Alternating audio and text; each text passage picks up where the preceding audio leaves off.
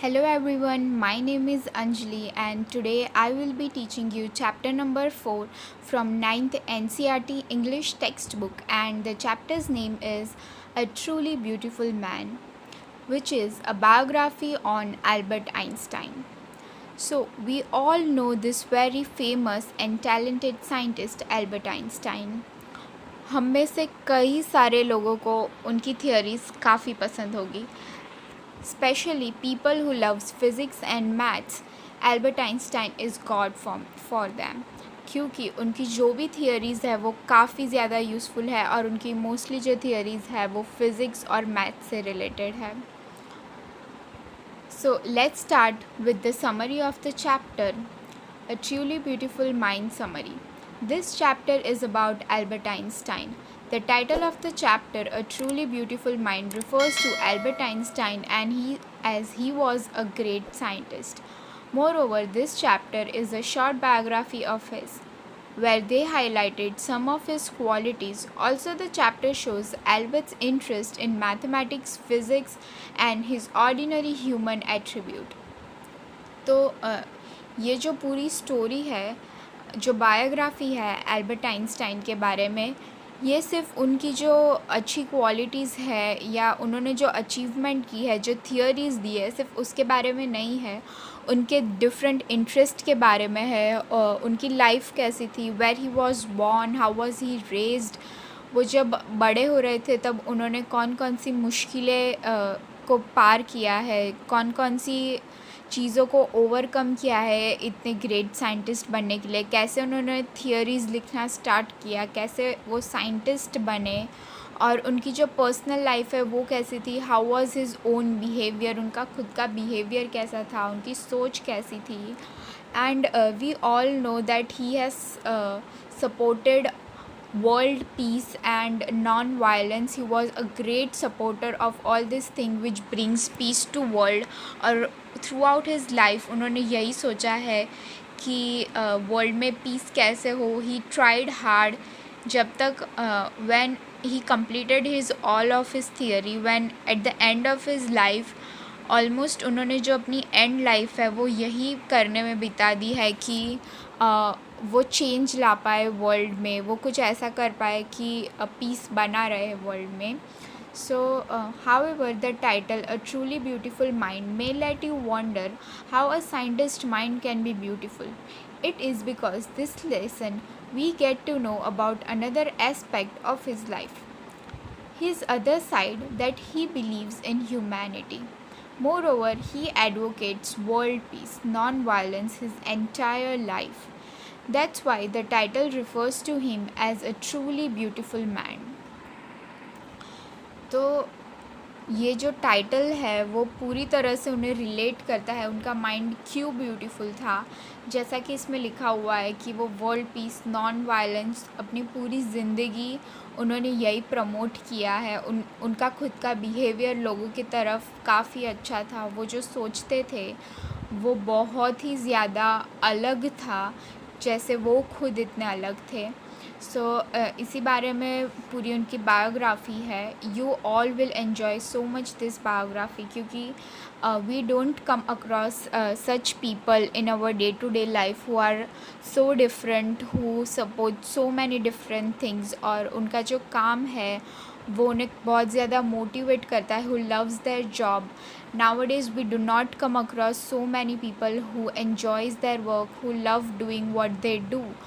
सो Albert Einstein उनमें से थे जो वही चीज़ें करते थे जो वो सपोर्ट करते थे, जो उन्हें पसंद थी. He was not a supporter of things which he did not like. जो चीज़ें, जैसे इस वक्त हम बोलते हैं कि बहुत ज़्यादा लोग हिपोक्रेट होते हैं, कुछ करते हैं और बोलते कुछ है, वो चीज़ें नहीं करते जो उन्हें ट्रूली हैप्पीनेस देती है, जो उन्हें पसंद है. वो जॉब्स करते हैं सिक्योरिटी के लिए, but they do not actually do work they love. So let's get into the main story, and the story starts by when he was born. He was born on 14th March 1879. Albert Einstein was born in German city Ulm.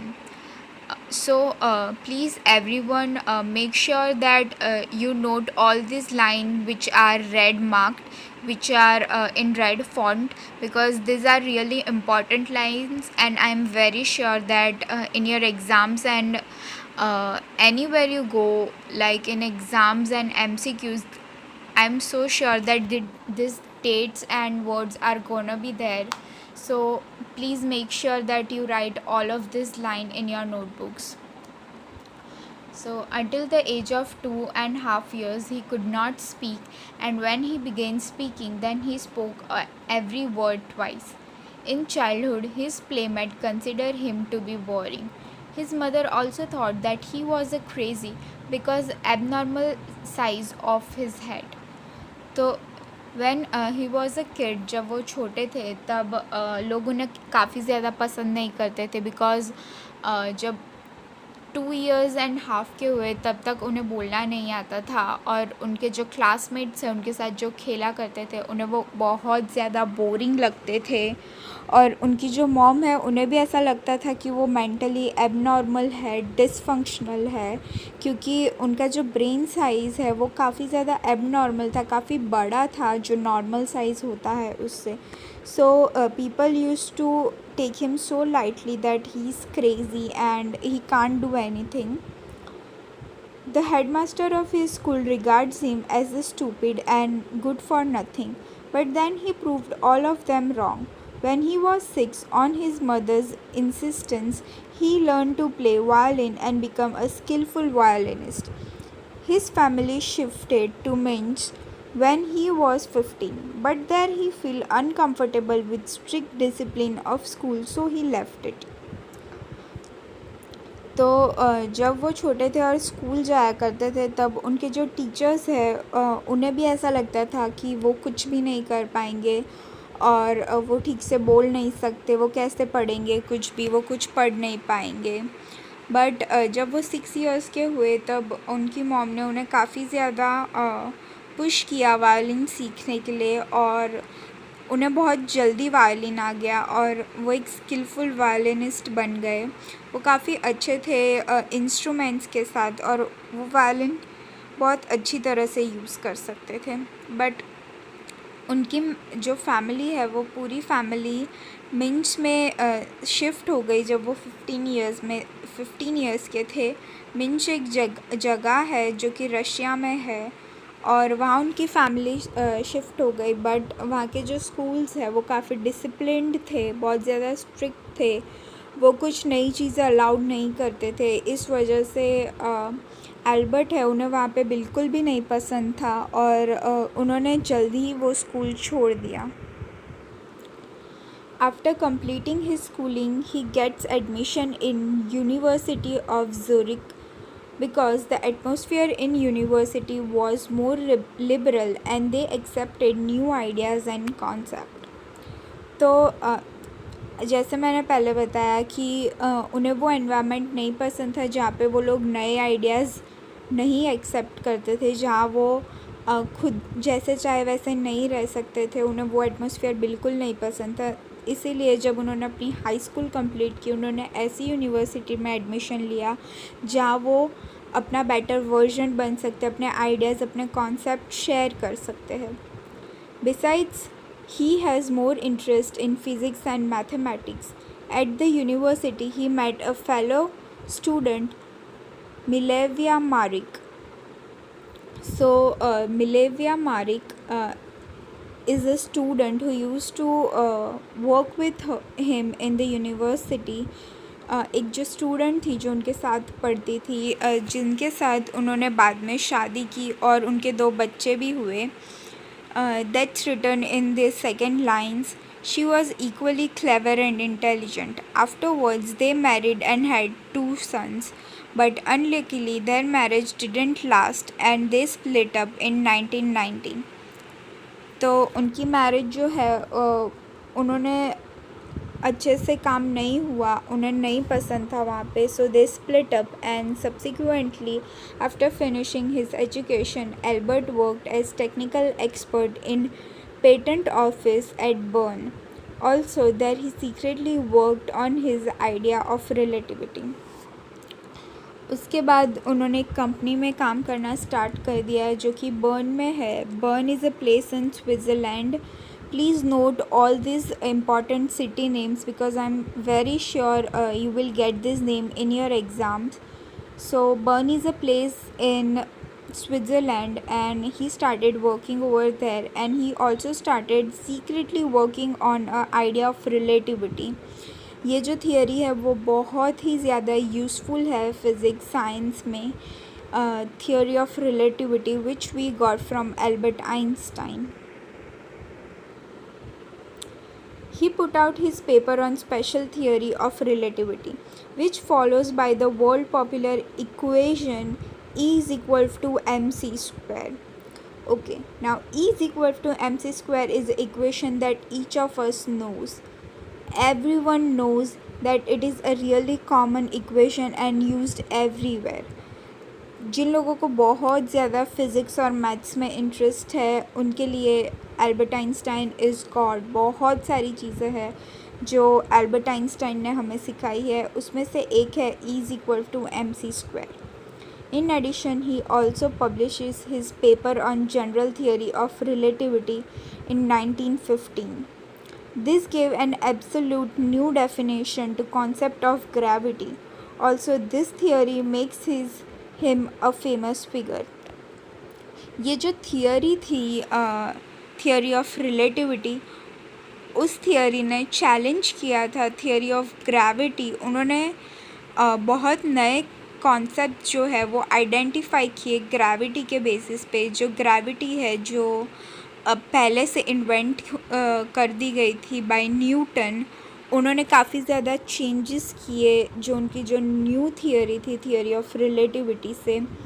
और इसी theory के basis पे he became very famous क्योंकि उन्होंने पूरा concept ही ज़्यादा अच्छा बना दिया. जो मेन कॉन्सेप्ट था ग्रेविटी का उसमें बहुत ज़्यादा इम्प्रोवाइज़ किया, बहुत सारी नई चीज़ें ऐड की.